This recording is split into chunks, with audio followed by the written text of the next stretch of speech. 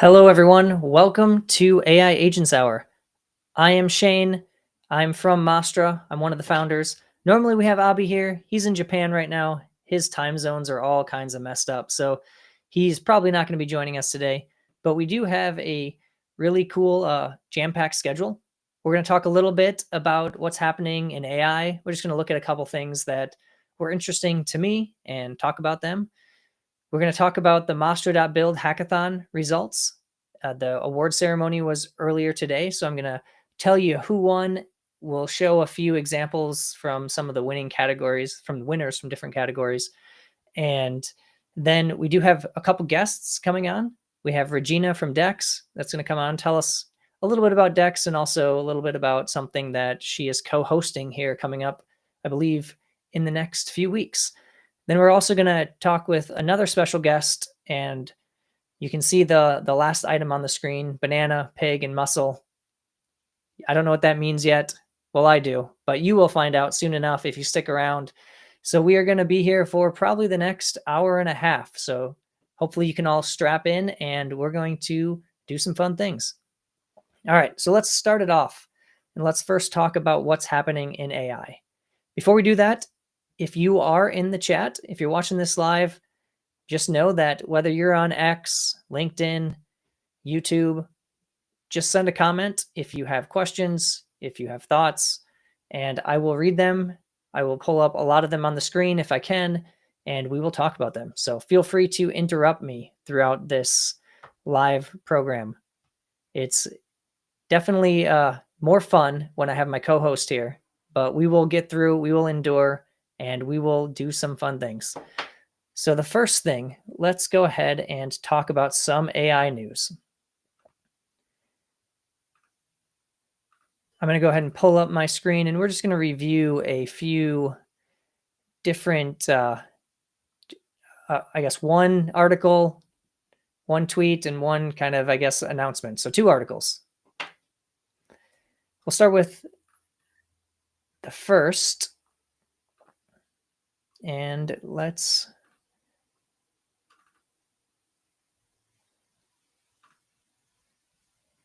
All right, so let's talk about this tweet that you see right here. AI SDK 5 Alpha early preview is out.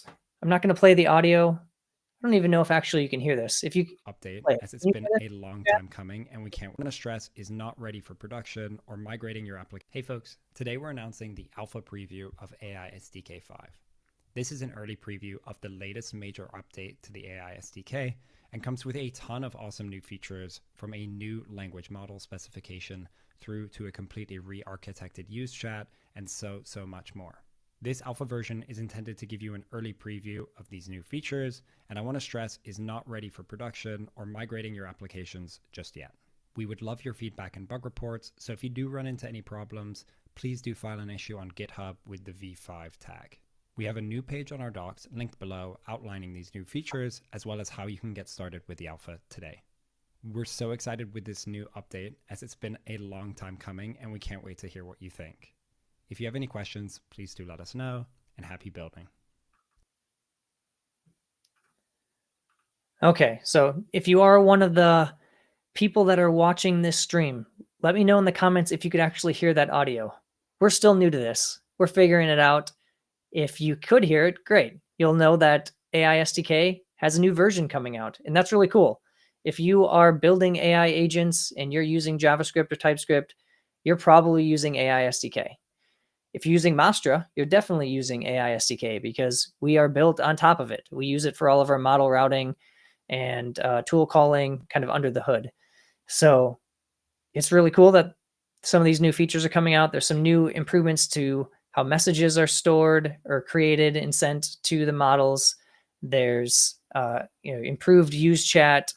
We are working hard over here at Mastra to make sure that we have support for it when it drops, talking to some of the people over on the AI SDK team to make sure that, we're all ready to go. But it's a big announcement. There's going to be a lot of cool things that come because of it. I think one of the things that is interesting is previously AI SDK had a max steps setting which would basically tell you how many steps or iterations the LLM could go through. So we use that in our MASTRA agents, where if you built an agent, you could tell it the maximum number of steps. And now they've changed that up a little bit in this new version, it seems like. And they also basically have like an end condition that you can set. So it'll finish, you can basically specify when it can stop rather than just the set number of steps. And so I really think that's going to be a nice addition, because you can kind of allow it to be, maybe not every request needs the same number of steps to complete, right? There can be some kind of end state or end condition that it could eventually reach. And we do have a comment, Jack. The hackathon is over. We're going to be talking about it, talking about the results. The award ceremony was at 10. We didn't live stream it. We had a little problem with the live stream, but I will be talking through who won, share a couple of the videos submissions from some of the winners, and we'll be posting more information, a blog post and some newsletters around who all the winners actually were. And we'll probably try to get some of them on as guests next week to talk about, maybe share what they built, maybe show a little code, and talk about the experience of placing or finishing in the hackathon. So now there's another an article that I want to share and we can discuss together. And this one, OpenAI has just released Codex. So what is Codex? It's a cloud-based software engineering agent that can work on many tasks in parallel, powered by Codex One. It's available to ChatGPT Pro, Team, and Enterprise users today, and Plus users soon. So for what does it actually do? Well, the nice thing is you can actually assign it tasks, and then the tasks kind of get worked on, and it'll actually PR those tasks for you. So I have not personally used this yet, but others on the MASTRA team have been using it for a few weeks now. And if you're looking at some of our docs have been written by Codex in the last couple of weeks. So, or at least iterated on and started by Codex. So you can definitely see it has been used. Overall, I would say from what I've heard, the results have been pretty positive. It's kind of nice to be able to just send a task and have it execute that task. Kind of like, in many ways, kind of like Devin, right? But I do think that we've seen some pretty good results so far. Interested to keep trying it. Our whole team has access to it now, so we're getting a little bit more usage out of it. And we'll see how it continues to improve over time and how it compares to some of the other things we've been doing. Of course, just using Cursor and Windsurf. Some people on our team use Claude Code. So it's kind of a mix over here. And so I'm curious to know, as we use this a little bit more, where everyone ends up and what everyone's thoughts of it are. But go ahead and check out this release, read about it, and try it out. And let me know if you've tried it out. What do you think? Is it good? Does it suck? Does it need improvement?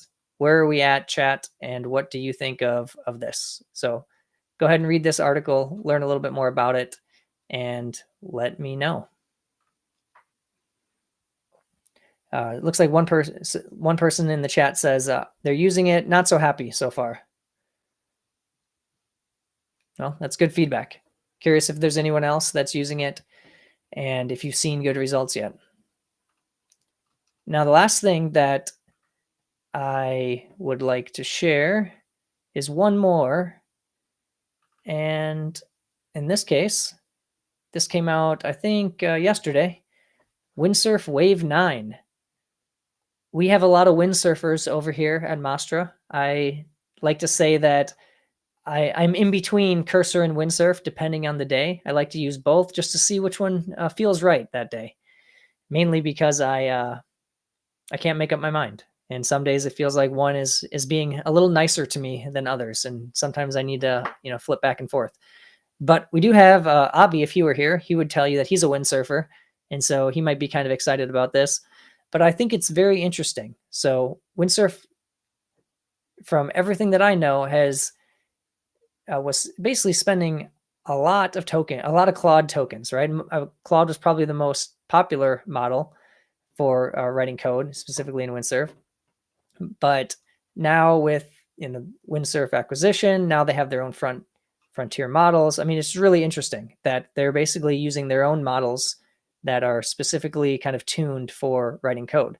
So they're calling it SWE1, SWE1. I don't know which way they pronounce it, but they say SWE1 has approximately Claude 3.5 levels of tool call reasoning while being much cheaper. Again, kind of going back to, I think, Claude being such the popular model through Windsurf that Windsurf was basically spending a lot of Claude tokens. So they figured if we can build our own models that are just as good or very close to as good, we can probably save some money and increase margins and just hopefully make a better product. They have SWE1 Lite, which is a smaller model that replaces the Cascade base. And they have SWE1 Mini, which is a small, extremely fast model that is that powers the Windsurf tab. So when you're tabbing to Victory, you're likely going to be using the SWE1 Mini. So there's a lot more information about what these models do. I'd encourage you to check this out as well if you are a windsurfer, like many of us on watching this. And also let me know what you think. Curious on, that's actually a really good question. If you're in the chat, do you like Cursor or do you like Windsurf? Are you team Cursor or team Windsurf? Let me know.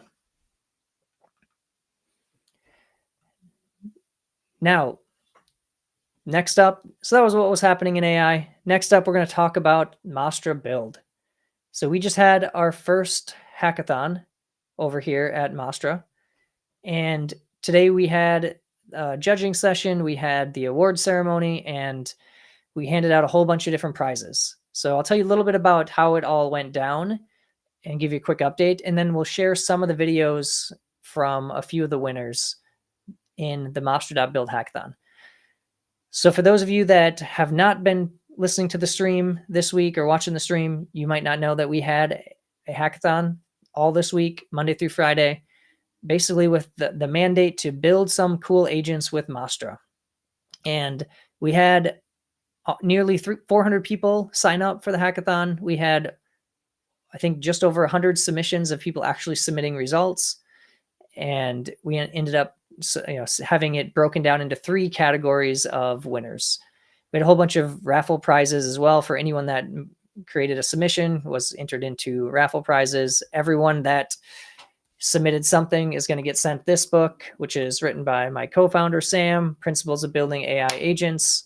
It is like what we like to call around here. This is the book of MASTRA. And we're really actually very happy with the results. We've never run a virtual hackathon before.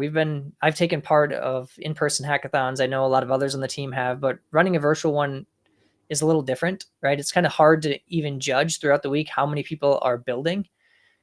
I will be honest with you, last night when I went to bed, or maybe a few hours before I went to bed, I was not sure if we were going to have 10 submissions, 50 submissions, 100 submissions. I had no idea because, as you all probably do, I know I do, wait till the last minute to submit, right? You're trying to get a few things in, so you wait until the last minute. So I think when I went to bed last night or get close to bed, last checked, it was like we had about 10 submissions. So I did not know what to expect. Woke up this morning, we had a bunch. We had a ton come in right at towards the deadline, and ended up with, like I said, about 100 total submissions for the hackathon, and a lot of really good quality results. So we did have 3 different categories. We had a category where we called it basically B2B SaaS. So some kind of agent that is going to be in the B2B SaaS world. We had an art or creative category. So art/creative, something that is a little bit more on the creative, artistic side. And then we had just a general other category. And so we had 3 finishers for each category, first, second, third. And then we had 3 prizes for each. There's 9 prizes we gave out there. And then there was one kind of overall winner that we selected to kind of give like the grand prize. We did have, also, if you watched the stream earlier this week, there was someone on, which we'll bring back on next week, that also received an honorable mention. So we can talk about that next week when he comes back on the live stream. But do you want to see, hopefully you do, some of the submissions that we got this week? And again, let's see if the audio actually comes through on these. If it doesn't, I don't know how to fix it. We'll figure it out. But let's start with the other category, and we are going to work our way back. Let's see if I can add this to the screen. So the first one was this was the winner of the other category.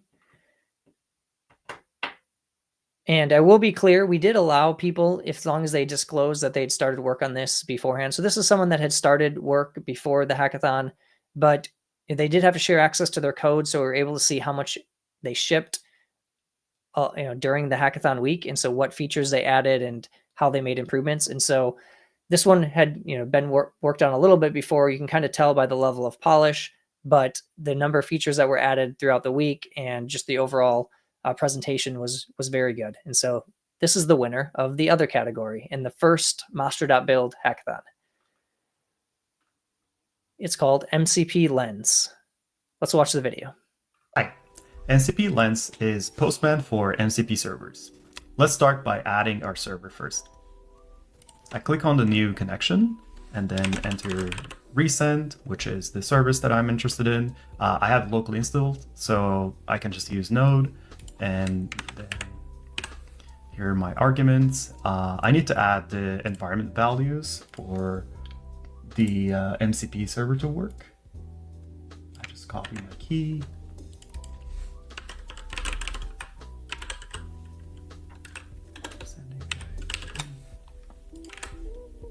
And then I create my connection. Once I created the connection, you can just ping the server to make sure that it's set up correctly. In this case, it just responded very fast, so everything is set up.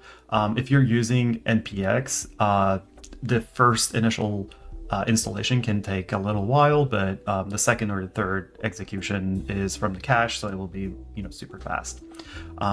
The other actions that are available to me on the left side, the tools will let me see what kind of tools that are available from this MCP server. I click on fetch, and then the recent MCP server has send email, and this tool accepts the following parameters. The function actually accepts these. The red ones are required, the other ones are actually not required. And I can further chat with this MCP server. Hi there. I will just respond. What tools are available? There's memory, thanks to MASTRA, and then I can just connect very easily and then see all the MCP tools that are available to me, and then take further action if needed. And then the final section is the exec panel. Exec tasks are really good for running end-to-end scenarios. User writes some instructions, and this is passed to a network of agents. And the network of agents will try to execute these instructions amongst themselves. It is very useful when you are trying to understand how to improve your function descriptions, whether you should add or reduce parameters, and how likely that your tools get picked up. Let's run a sample scenario here. I like to send myself an email using resend. And then just pick 2 emails and then click submit. And then, as I mentioned earlier, the tools start calling each other, and then eventually will arrive at a conclusion. And this is MCP Lens. Thank you for watching.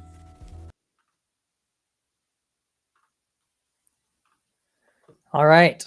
As you can see, the demo of that was very good quality. So there was a question in the chat, what they use to create that demo? Well, I'm not exactly sure, but I'm pretty sure they use a tool called Screen Studio.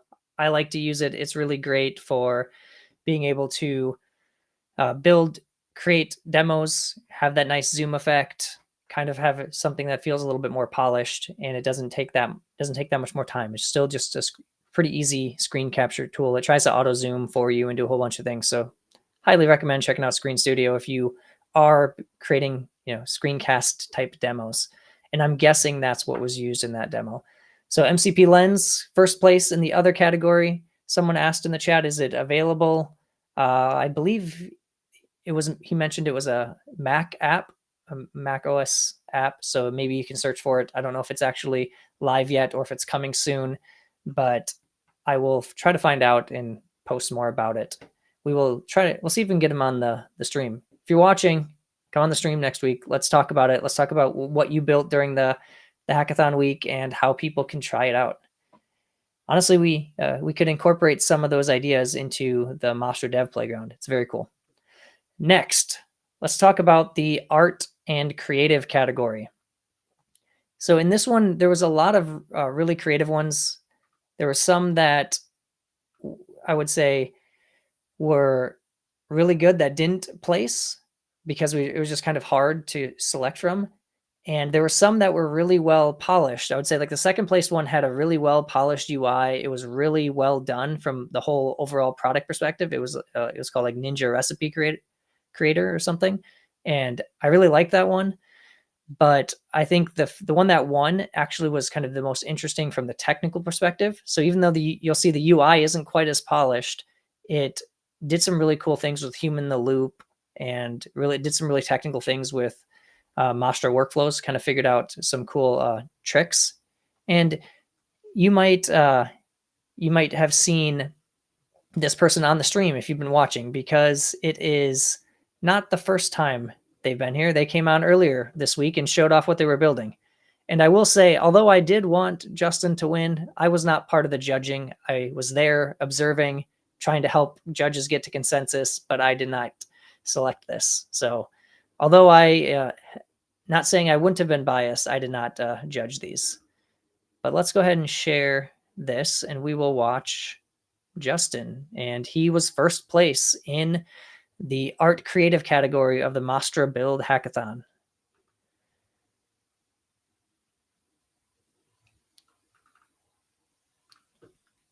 And here we go. This is my demo of my hackathon project named Family Storybooks.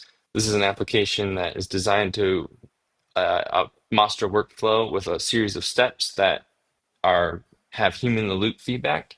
And what it's designed to do is to work with you to collect history and anecdotes and data and ask you questions and that you may not have thought of to provide certain data to generate a story at the other end. So we'll get started. I've pre-filled some fake data. You could imagine in the future being able to pull files in here, upload images, etc., to get more feedback. We can do our first bit of feedback. He had 12 kids. And it'll just replay this step in Mastra over and over and over and continually integrate the feedback and ask you more questions about that. You can then, when you're satisfied, hit the I don't have any more context. You can also provide your last bit of context right here as you click into the next step. I'm just going to go in and generate the story. So we're generating the story from this bit of feedback here. This one uses a little bit larger of a model than the first one, so it will just take a little bit more time to generate. So we'll wait for that to happen. And the idea of this is to be able to work and give feedback in these various steps and then send off for a printed book piece, essentially. So we can say change the chapter title to be anything else. Just for the sake of the demo, I'm just going to kind of continue on and say we're happy with the story, which will complete the story, essentially completing the master workflow, and then you get a download story PDF button. This PDF looks not that great, but I more or less ran out of time to make it look really nice.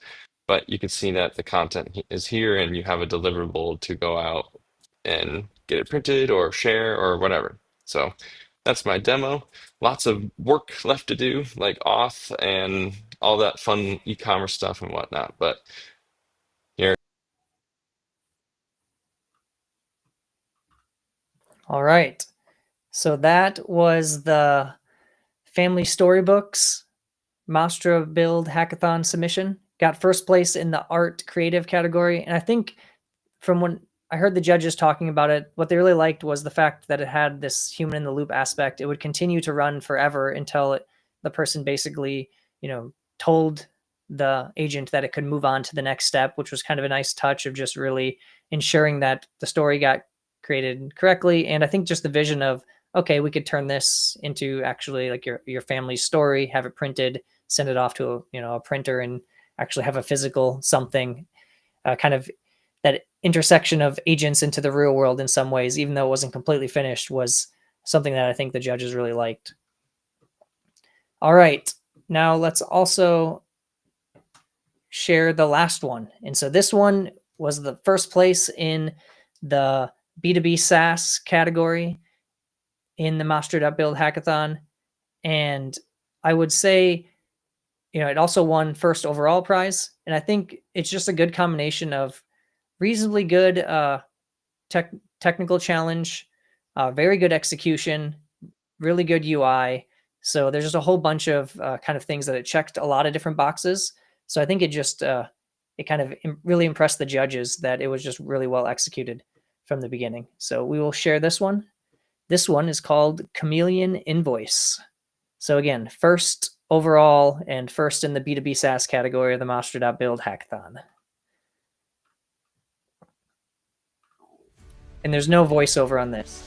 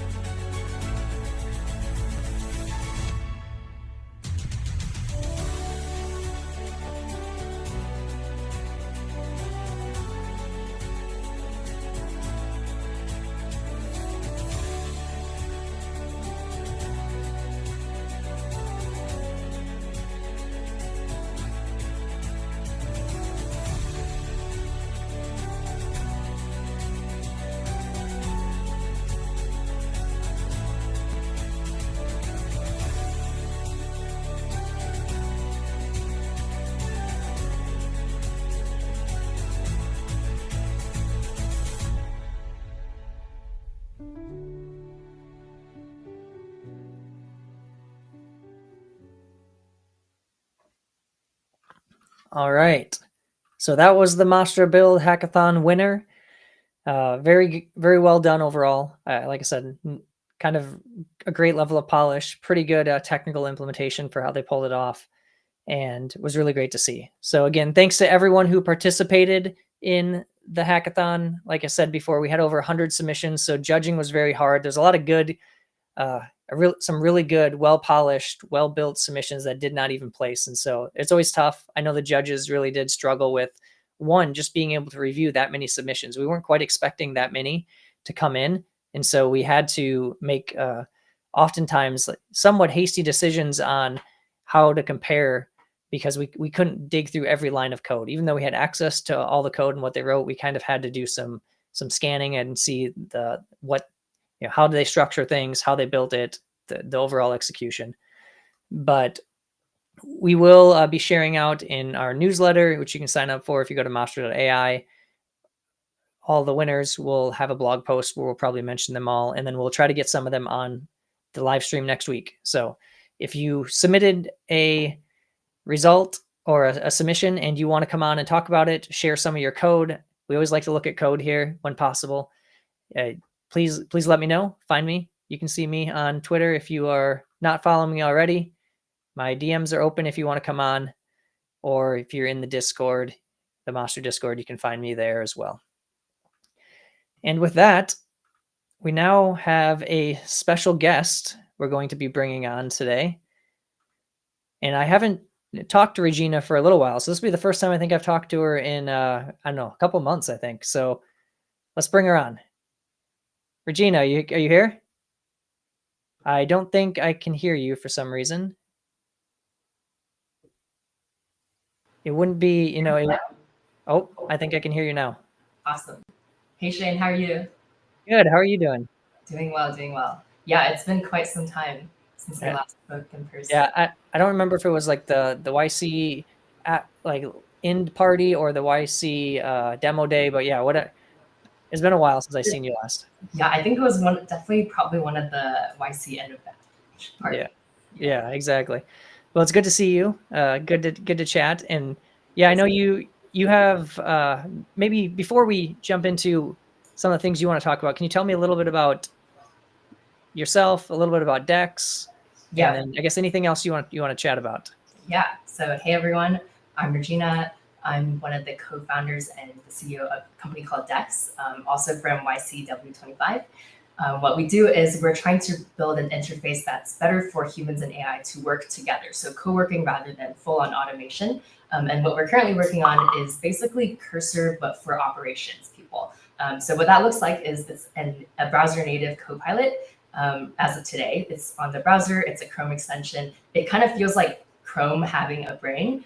So what it does is it connects to all of your tabs, your apps, your context, and it can remember your workflows. It works directly on top of where you already are. And it really just speeds up work by a lot for people. So that's kind of what we do. And yeah. Awesome. Yeah, I mean, I know I've seen, it's really cool going through YC and seeing some of the early demos and then checking in later and seeing how far along, you know, people can really build something in a couple months, because yeah, the last that I seen, it was super impressive, all the stuff that you're doing there. Thanks so much. Yeah, we actually, so we started like with the little pop-up version because we thought it would be more minimal. And since we last spoke, and also since we last like publicly released it, we now have like a sidebar version, which is a lot more practical. We avoided that in the beginning because we thought, oh, it'd be too intrusive, but it's actually a lot nicer to work with. Yeah, I mean, we don't have a ton of time today, but maybe in the future you should come on and actually we can demo it and we can have people actually. Well, where can they find more information? Oh, joindex.com. Joindex.com. All right. The version isn't up yet, but it will be soon. All right. So let's everyone go on to, if you're one of the hundreds of people, 107 people watching this right now, go on and go to joindex.com and check it out. And the new version is coming out soon. And maybe once it drops, we can have you back on to demo. But that is not why I called you in here. You had something else you wanted to talk about today. Yeah, cool. Exactly. So super exciting. If anybody's in the Bay or coming here on May 23rd to 24th, we're actually hosting a large agentic research workshop and hackathon on that weekend with AGI House SF. So Dex, a couple other YC companies, After Query, another W25 company, we've kind of came together and organized this workshop to bring in speakers, students, researchers to kind of apply their research and work on building agents together. So super exciting. Some more information can be found on agenthacks.org. And also, what's the URL? I can pull it up. Oh, I can. Or if you want to share, agenthacks.org. agenthacks.org. Yes. Let's pull it up and take a look. All right, I see it. Let's share it. We can kind of take a look at some of the research tracks on there. Yeah, let's do it. All right, so we have 6 days. It's coming up soon. All right, so let's look at some of the tracks. Yep, so number 1, we have your agentic systems, workflow automation, everything that goes under there. We have MCP under this category as well.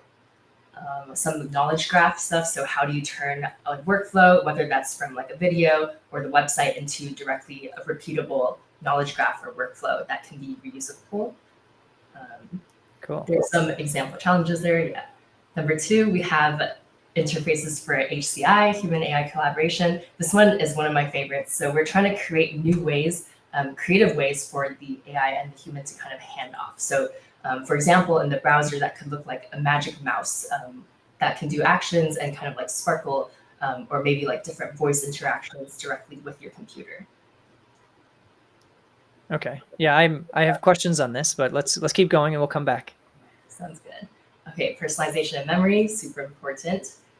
This one's very interesting as well. And also, like after kind of storing all this memory, how do you want to update and what exactly do you want to store from each person's workflow? And then AI safety and security. This has been a hot topic lately with a lot of the MCP stuff. Yeah.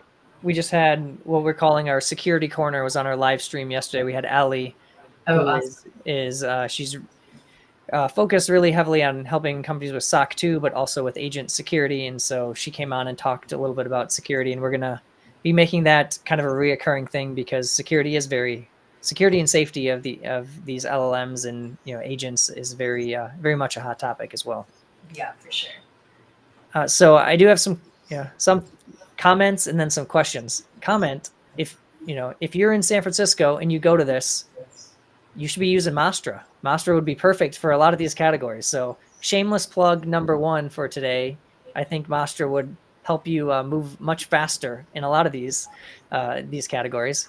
Agentic systems and workflow automation, MASTRA has that, so you could just use that. I do have a question on kind of interfaces for human AI collaboration. Is there anything interesting or cool that you've seen lately? Because I know I don't have a term for it yet, but I've been thinking of writing this blog post for a while, and so maybe I'll workshop it with you here if we have some time, and you can tell me if something like this would make a good submission in this category. Yeah, of course. So in terms of interesting things I've seen so far, one of my favorites, I kind of mentioned the magic mouse earlier, but something I saw actually on Twitter. I think this was a pretty famous guy too. So he made this little demo where he could kind of type to his mouse before using it or clicking it and give his mouse like a superpower. And then it can basically do whatever automation he asked it to do. And then he can click around wherever in his page. And then it kind of just does that action repeatedly. We were thinking this would be even faster if you could just directly speak to your mouse.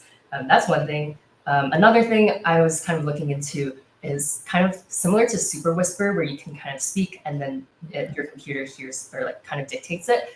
But rather than speak out loud, there's this technology where you can kind of whisper whatever thing to like a little mic, or I'm not sure how it works, but there are some companies that are working on this right now. So you don't have to kind of say whatever you want really loudly in a public space, I think. Yeah, that is, those are both very cool ideas. I think the speech to speech and like voice in general is going to be a really big unlock, as it's getting pretty good now, but it's continues to get better.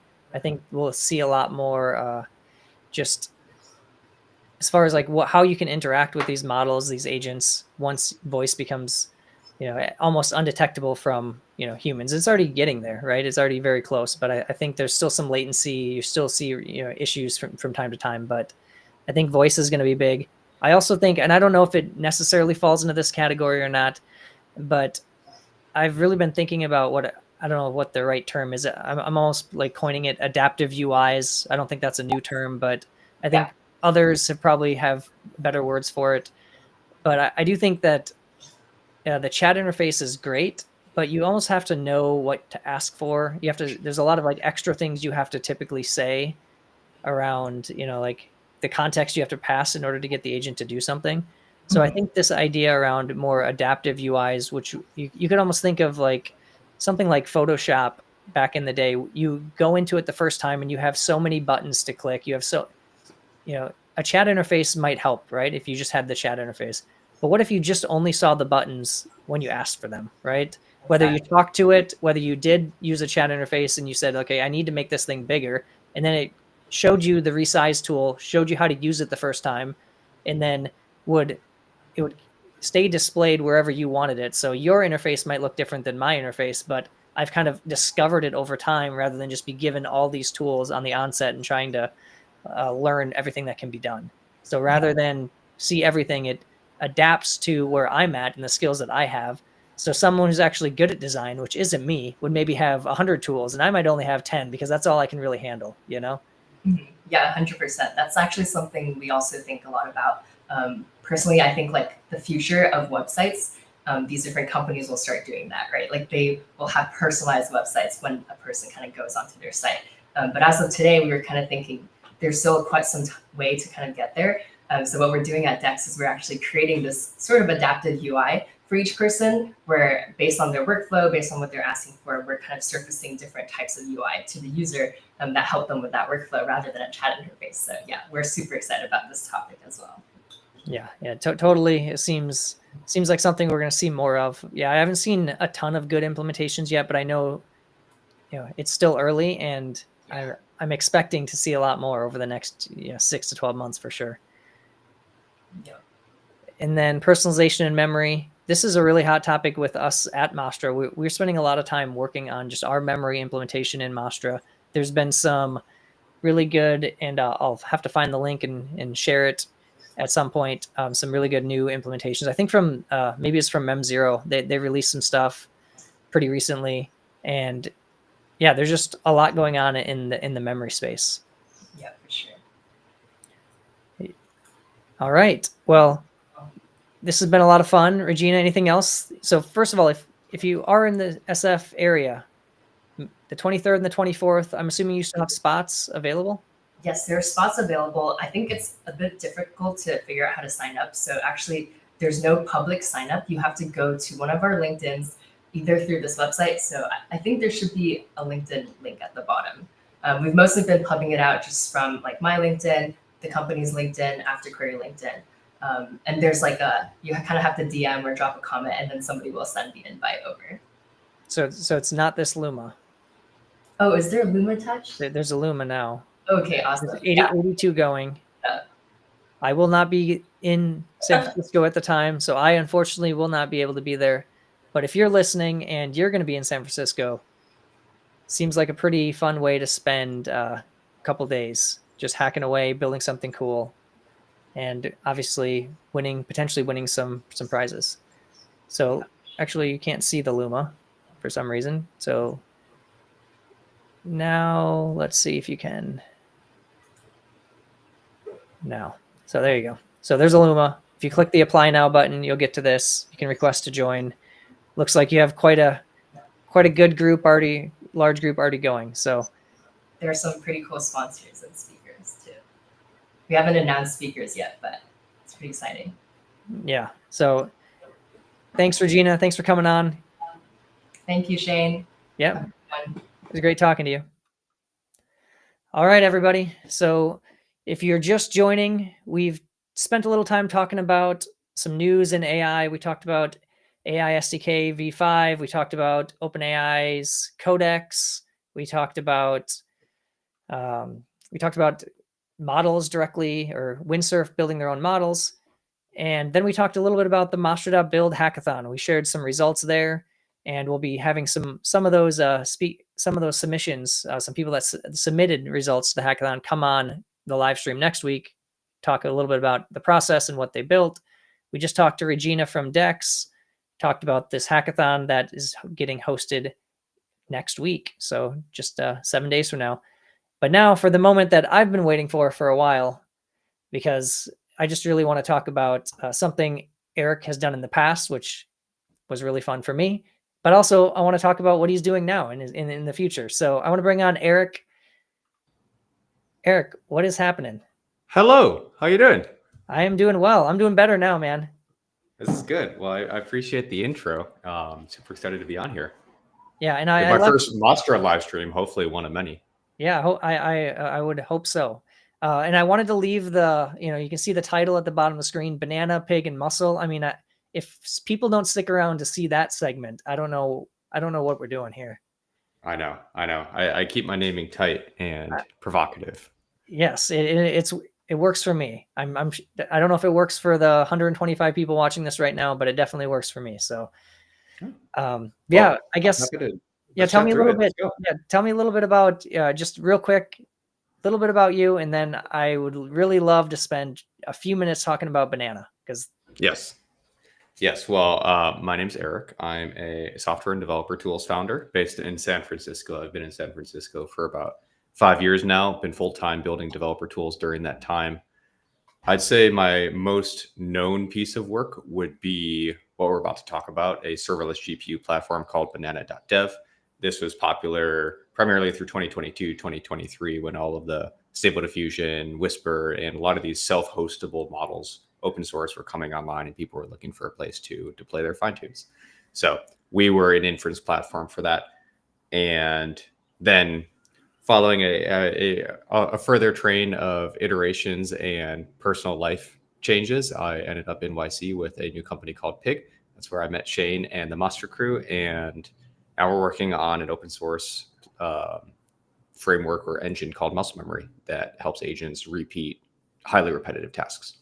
So Shane, let's dive into Banana. Yes, I want to talk about Banana. So I need to set the stage. So years are hard, but I think it was 2022. When did Stable Diffusion came out? Kind of mid 2022. Is that when it mid 2022 was the, let's see. 'cause I remember, I think it was 2020, like October of 2022, when a buddy of mine showed me Stable Diffusion. He'd kind of was running it locally. He showed me on his phone, and I was like, okay, this is pretty cool. I mean, the images kind of suck, but they're also kind of awesome. And if you talk to it the right way, you can generate some really cool things. It might have your people might have 6 or 7 fingers, but overall it was very cool. Could I rewind a bit and tell a funny lore story of Banana? Yes, let's hear it. Okay. Stop me if this goes into too much of a side tangent. Hey, it is Friday afternoon. So this is the best time for us to go into side tangents. And how PG does this live stream have to be? I mean, so just to be clear, we have something called the swear jar that I invoke every time Abby swears on this live stream, which is often. Okay. So okay, cool. So it is not necessarily ideal. No, swears are open. Whatever you want, you can. I've made this disclaimer before. If you have small kids around, this might not be the show for you. Cool. So, weird disclaimer to give before a serverless GPU platform conversation. Yeah. But tracing back all the way, starting in 2020, was when I got my start in GPU hosting and hosting LLMs. This was back when GPT-3 had all of the first generation of LLM wrappers, doing copy generation, things like that. And we spent a great deal of time basically doing manual consulting, helping people get fine-tunes of models of primarily LLMs, but we helped people across all sorts of modalities get their own versions of fine-tunes up. And this was sort of 2021. We were cruising with that. We had some users on the LLM product. We were starting to experiment a bit more with this image generation thing. Some people were getting really excited for it. And I had a user reach out for me who runs like one of those AI friends applications, sort of like a character AI. And he's like, hey man, like I really, really need your help. We found this special type of GAN that does image generation. This is before diffusion came out. And he's like, our users keep asking the bots for foot pics. We need feet pics. And I'm like, what the hell? So this is the PG aspect. Yeah. I got to spend a chunk of 2021, just a week or so noodling on like these just horrible GANs. And when you say that like Stable Diffusion has 6 fingers when there should be 5, like just the most eldritch horror outputs of these models completely looked nothing like footbooks. There's no way you should present this to a user. But that was like our first little glimpse into image generation being a big thing. And of course it got significantly better and thankfully used for things beyond the realm of footbooks. So then by the time Stable Diffusion launched you were right, October of 2022, yes, was when that came out. By that point, we had moved away from doing this consulting work and like helping people deploy their own fine tunes. And we had built a self-serve platform, Banana, the serverless GPU platform to allow people to show up with their own models. And then when Stable Diffusion dropped, we were able to get a template. Like it's all GitHub Dockerfile based. So we got a template up real quick. And that was our big moment as a company, because this is one of the first open source models that's actually good. Like that isn't some closed source API that you're calling into. You could actually just use it yourself. And people went off and did all sorts of things with that, like the AI avatar generation type of products, product marketing, things like that. So that was our big moment. Whisper came quickly after. Those 2 models were really big for us, which from what I understand, Shane, you were also a Banana user at some point.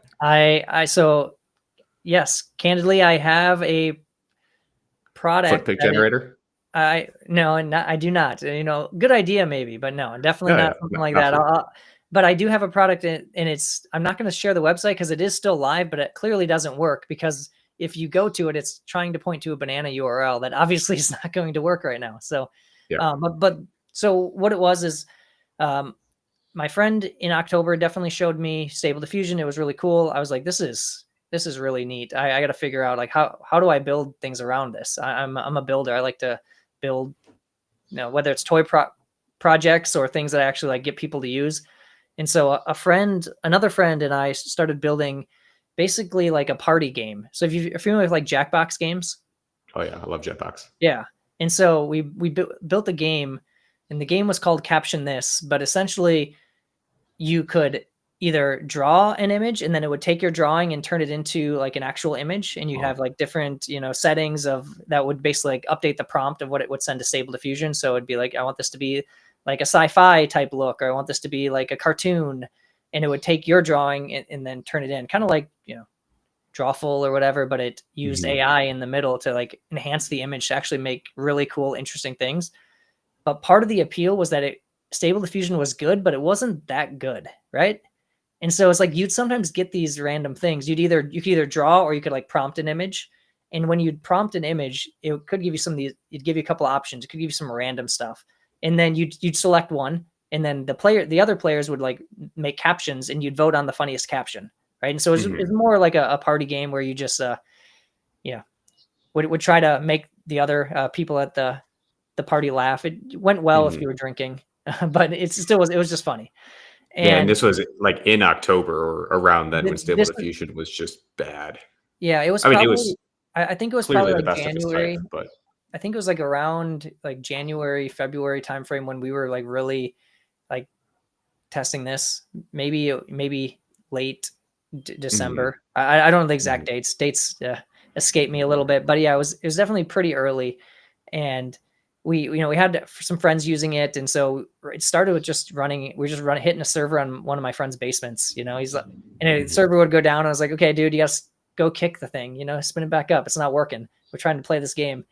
And so then we're like, okay, we need something a little bit better that can handle some of the like optimizations we did, but ultimately we just need somewhere to build it. And I kept hearing about Banana from some people, and so I basically built like a fault tolerance, like use Banana, but then sometimes I'd still use my friends because if it cheaper, right? Like just use my friends, and if that failed, fall over to Banana. And so I had like this like routing logic that was built in. And I'm pretty sure my friend's server's down and Banana's down, so the game probably no longer works. But, but it was a fun moment in time though. And then obviously the image models got better. Now that a bunch of really good APIs came out that you could just use directly. And I don't think the game would be as fun because the models are almost too good. But it was for a moment in time there, it was a lot of fun. Yeah. I was just thinking like there's a very brief moment of time where the models were just silly, like in their outputs. Yeah. Because now at this point, like you draw something and it's actually like, it just works. It does exactly. Exactly. Like, it makes you feel too good. But there was that little like the randomness was the humor of it, right? It was like so I have a little nostalgia for those moments when you could get good stuff, but you didn't always get good stuff. And that would that made for really like I said, a really fun like party game of but yeah, so it's still up. It doesn't work anymore. I would have been tempted to bring it back, but I just think that it wouldn't work the same now as it did then. So I played it with a bunch of friends, but we never really like launched it out more broadly. Well, could I launch into like a slight tangent about that space that I think is interesting, like Stable Diffusion in general?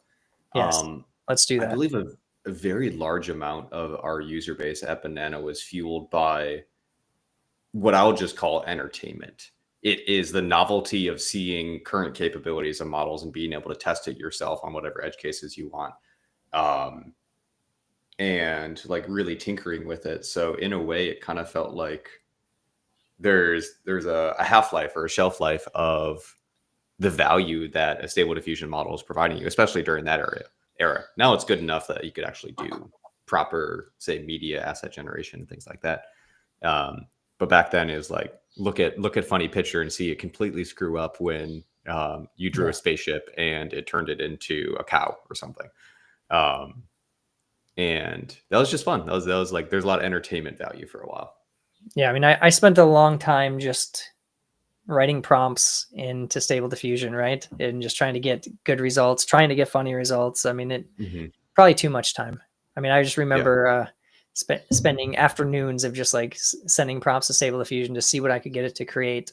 But it was kind of that magical moment, right? Like first was like DALL-E, but then Stable Diffusion really felt like an unlock for me, at least personally, right? It wasn't just some API somewhere. It was something that I could play around with a little bit more. I could enhance and build upon and add, control net or other things to it, right? How much of that matters to you, like getting especially into the LLM world? Like, do you do much local model stuff? Do you? I don't actually. I mean, it mattered more with image stuff, I guess, just because I had a friend who, I mean, I do, so I have a friend who don't anytime some new model comes out, he's always running it locally. So I would say I Yeah, live yeah. vicariously through him, and I doubt he's watching Mhm. this, but if he is, Matt, we need to do that more. You're Mhm. not keeping me updated. Like he would have like, oh, here's this llama chatbot, play with it, and then I'd be like, I try to break it and get it to say weird things, and here's the Mhm. here's the latest stable diffusion. It's so much better. Here's why. And so I would actually thank him for really back in October of 2022, really getting me into like the generative AI space in general. And then from there, I'm a builder. I want to build fast, and so local has become less important because I just want to move quickly, and the APIs have Yeah. gotten better. But for sure, there was like a moment where local was really fun and kind of a big part of like what got me into just building in this LLM world. Mhm. Mhm. I I take a lot more of the pragmatic approach that you mentioned of just like standing up on the APIs, and Yeah. they've gotten so good. Token costs have gone down so much.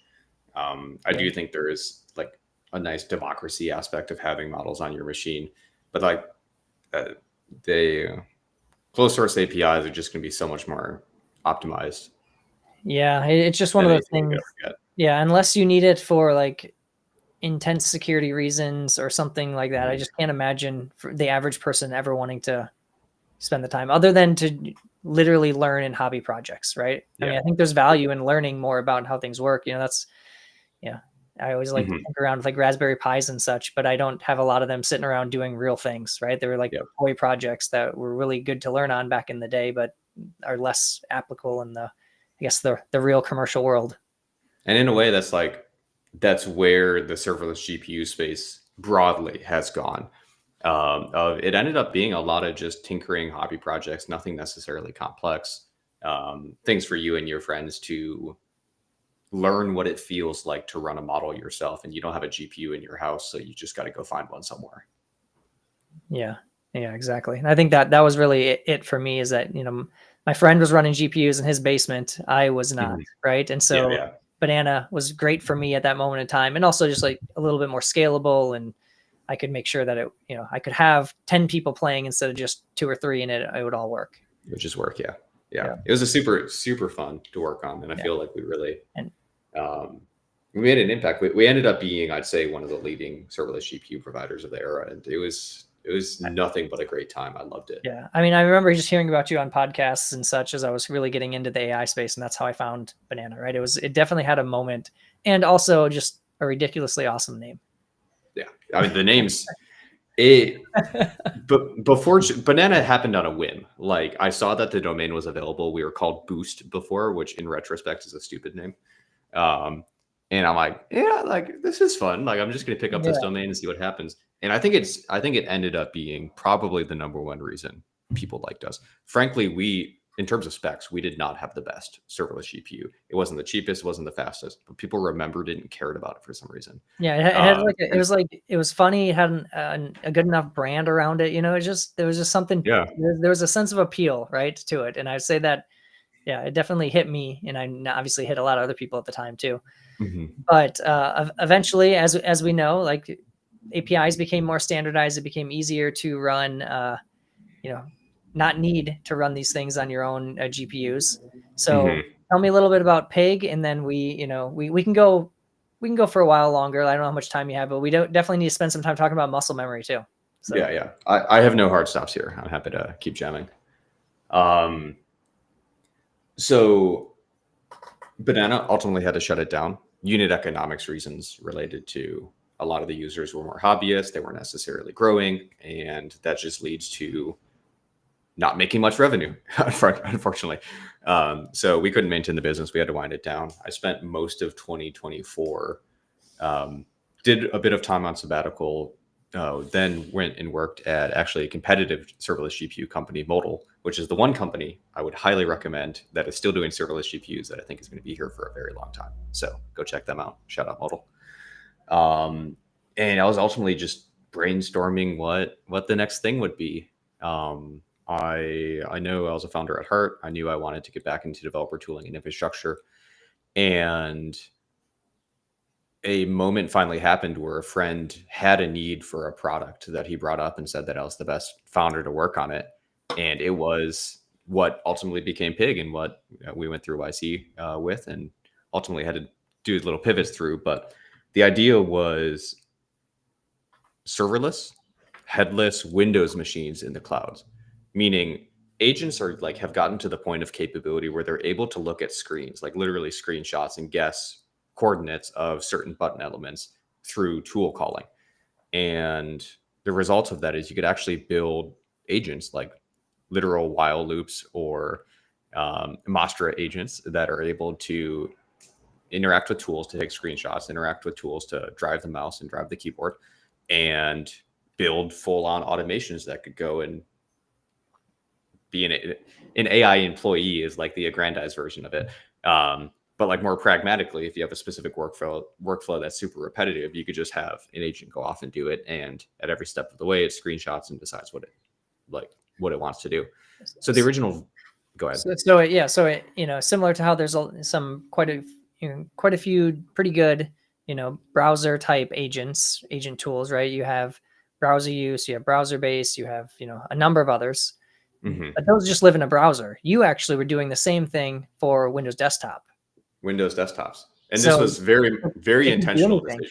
Yeah, it could be anything. It could be open up, the control panel and, change the security settings, or it could be something like, use Photoshop in this, Windows desktop environment, or use Excel or some other like Windows only application that, there a lot of enterprises have these applications that only run on Windows, only run on this old version of Windows, right? That doesn't have any kind of web app that still exists for some reason, right? That hasn't gone away. Enterprises move slow.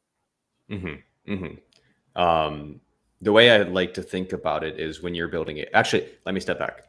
I'll talk about the most egregious example I had of a user building on computers like Windows desktops in the wrong way, which was using like screenshots, keyboard, and mouse in order to send emails through Outlook. And the entire idea there is like, cool, you have a computer, you could just do anything. So why not just emulate a human?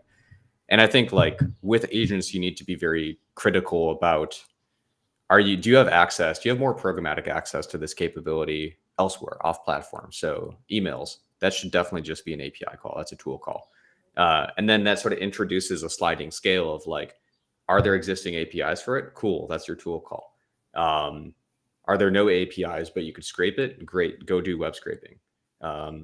Does the scraped content require browser side rendering or like authorization tokens, things like that? Now you need to start getting into browser stuff and using something like browser use or browser base.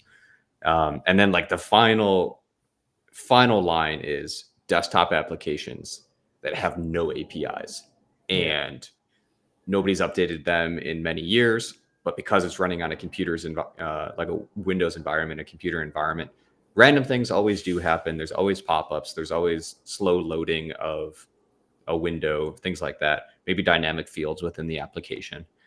And like it's random enough where you need agents to navigate it, to handle all of the long tail of edge cases that come up in those environments. And again, there's no APIs. So the best you could do is just screenshot clicking keyboard entry in order to get the job done. So that was the original vision. Really wanted to focus on these legacy businesses. We saw a lot of healthcare. We saw a lot of logistics, lending, where the industry relies on a standard set of, maybe a dozen different desktop applications that are the go-to patient management system or like inventory system, things like that. No APIs. If you want to automate it, you need to write RPA scripts that break all the time or talk with Pig in order to build the agent for you. So, yeah. All right. So you have Pig, you've been building that. How, I guess, how'd you come up with this newest thing? The thing that, you released, I saw you kind of went viral on Hacker News. Like it definitely hit a nerve, and we'll share. You should share the repo as well. We'll hopefully send some GitHub stars your way. Please. But tell me about that. Like how did that come to be, and where did you Yeah. And when did you decide that, okay, this opportunity, we have to figure out where this goes? Yeah. The realization I had was to like set the scene with Windows automation. There is an old previous generation of technology called RPA, robotic process automation. Think of companies like UiPath. And these are basically systems you could either record macros doing a workflow yourself, or you could write actual software scripts to click at coordinates and enter certain, parameterized string inputs, things like that, in order to build automations on applications. So this technology has existed in the market for 10 years or so.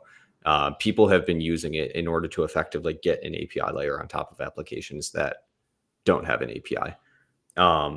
And the reason you could do this for the most part is that, unlike in browser environments where, maybe a front end is changing, if it's a maintained front end for like a popular business, that UI is going to be changing on a weekly cadence. It's very frequently updating. So you can't really, like, your scripts don't have much of a shelf life before they start breaking once new changes come in. In a Windows desktop environment, for the most part, there's not much dynamic change within the applications. The buttons are always where you expect them to be for the most part. So this whole technology, RPA, gets you pretty far because, again, for the most part, it's mostly deterministic. Though there exists a long tail of edge cases that do come up. Like I said, there could be pop-ups. Maybe a window will take much longer to respond. Sometimes computers just crash like halfway through an automation. There's always this long tail of edge cases that maybe 5-10% of the cases you hit.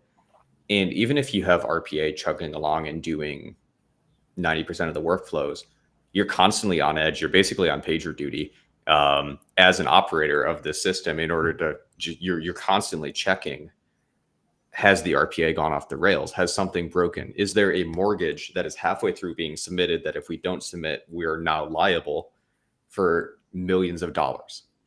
These sort of things, like, there's very real world consequences of RPA breaking.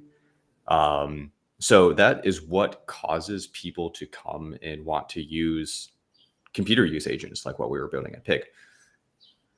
Though in building this, I realized like the pendulum swung too far towards agentic. Because again, 90% of the cases are handled by static scripts. And then when you're running a computer use agent, you're screenshotting at every single point, because if you don't screenshot it at every point, there could be a pop-up or something that you miss. That you just can't trust a multiple step process. But if you're screenshotting every point, sending that to a vision language model and having it emit tool calls for clicking and key enter for every step, what we found is these automations would cost maybe $40 an hour in order to run an always on agent, and it'd operate probably 5 times slower than a human. And this really annoyed me once I saw repetitive tasks being done by this, because I realized these agents are kind of doing the same thing over and over again. And that's inherent to the fact that, again, 90% of the cases have been handled by RPA, and like, we're taking that super efficient, correct system and now just running a super random agent on top of it.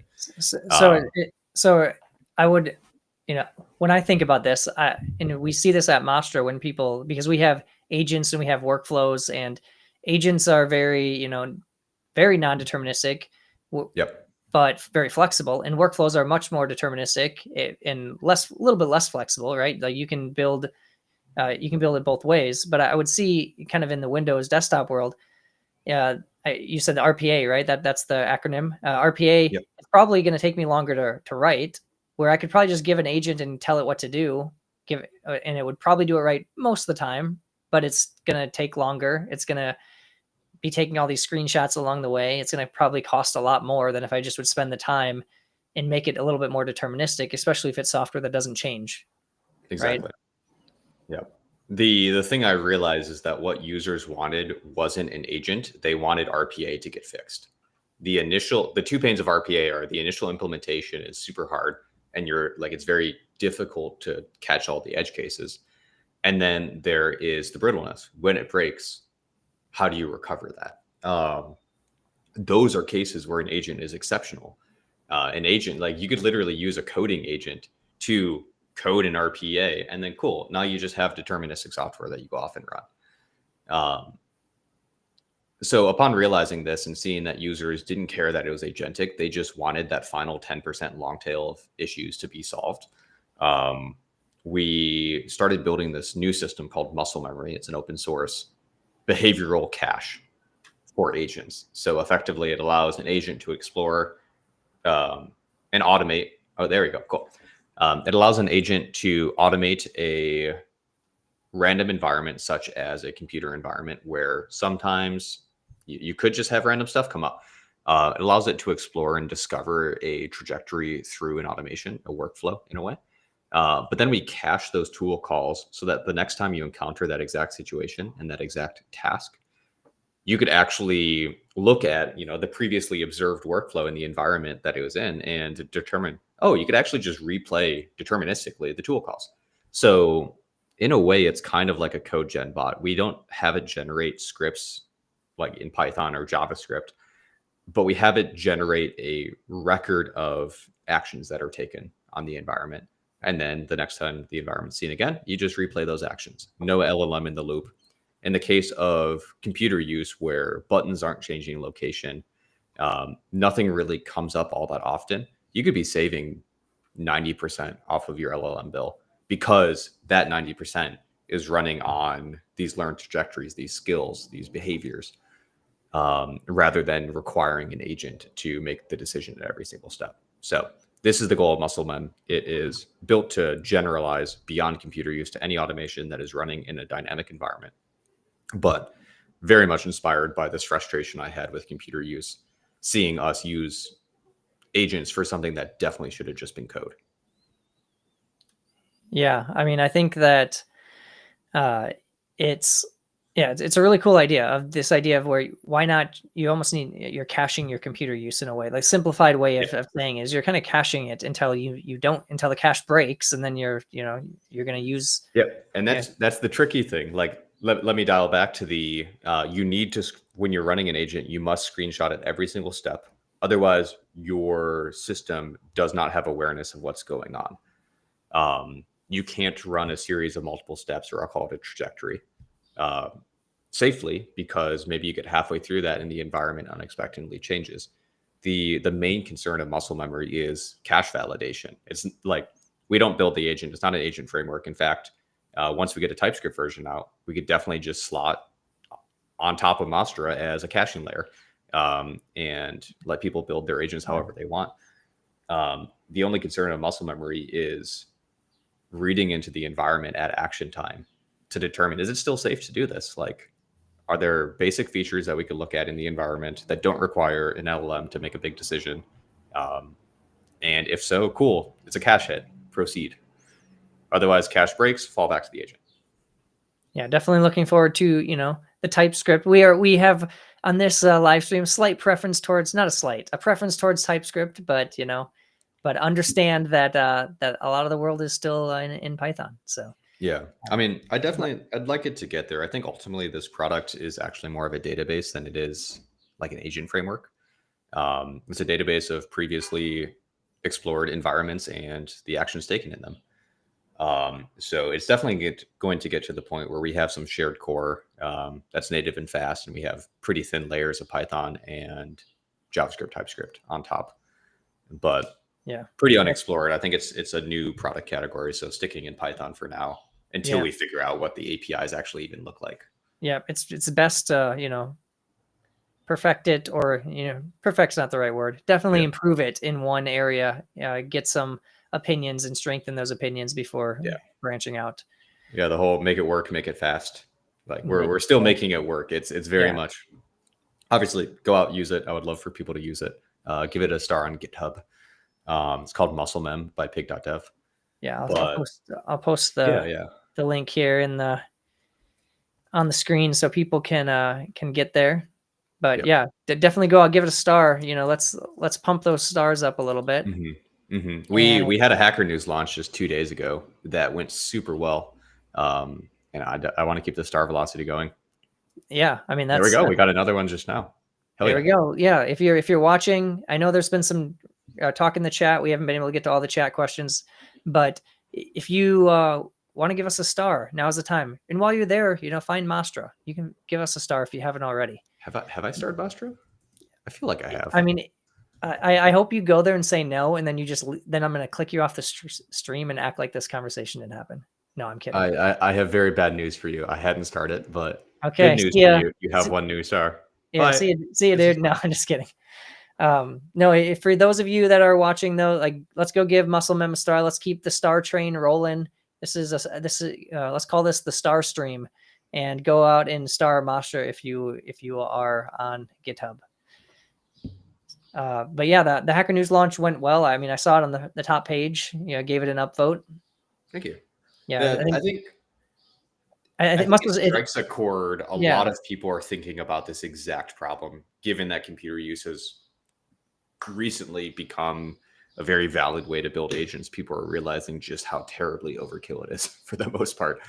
And just kind of slow, right? Like, I built a really cool example of, with Mastra, and in this case, I was using Stagehand to go out and go out to Amazon, search for a product, add it to my cart, and it was actually very easy to do. It was very nice, but I could have done it faster myself, right? So it's like, it's not necessarily speeding it up. It is the fact of it's just allowing you to automate it.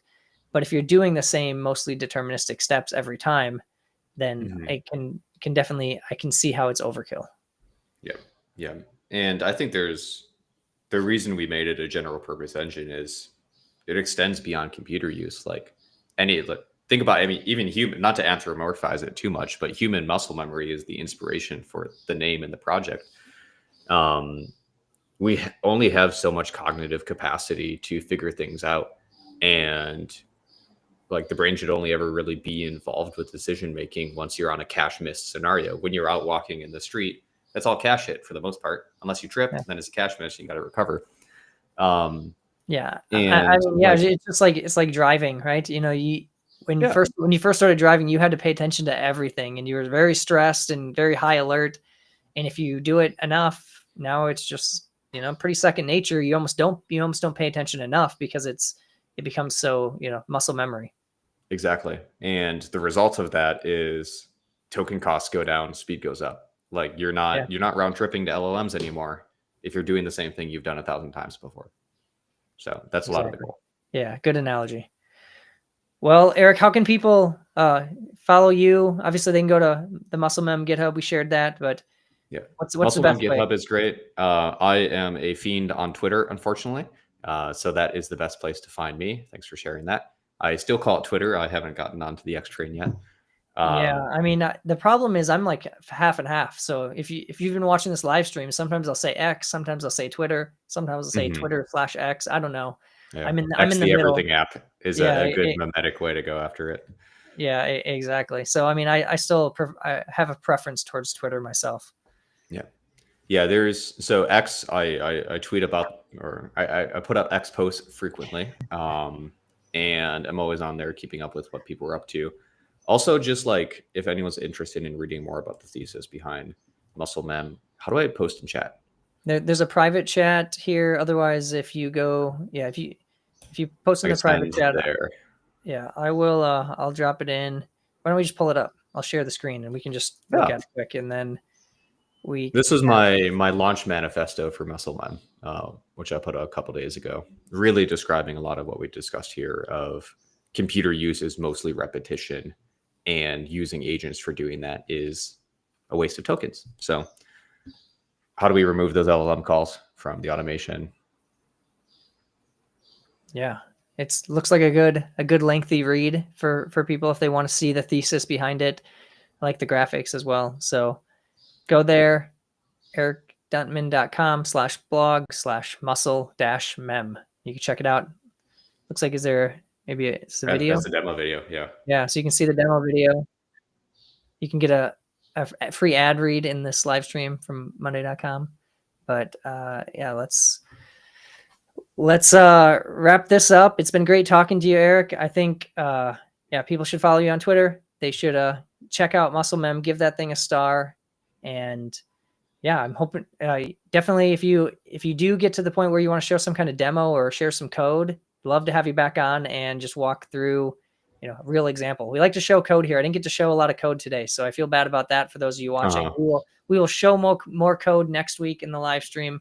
We try to do that every day, but today's been just kind of fun. We got to talk about some AI, talk about the hackathon, talk to Regina, talk to Erik. So thanks for coming on, man. Yeah, thanks, Shane. Really appreciate this. It's great seeing you. Yeah, we'll talk to you soon. All right, everybody, we're going to wrap up today. Thanks for those of you who are watching. As I just mentioned, we did talk about some AI news. We talked about the MASTRA.BUILD hackathon results. We're going to be posting more about that. We'll have a blog post coming out with all the winners. We had a guest talking about DEX. They also talked about another hackathon that's in San Francisco. So you can check that out. And then we talked to Erik about Banana Pig and his new open source project, MuscleMem. If you want to follow me and see what I'm posting about, you can follow me on X, smthomas3. If you are looking for how do you get back and see the other stuff that happened in this live stream, if you just tuned in, you can check out the Mastra YouTube. All the live stream videos from today and all the past ones are there, so you can watch them on 2x speed if you want and get all the content really fast. And with that, I think we're going to wrap up. Thanks everyone for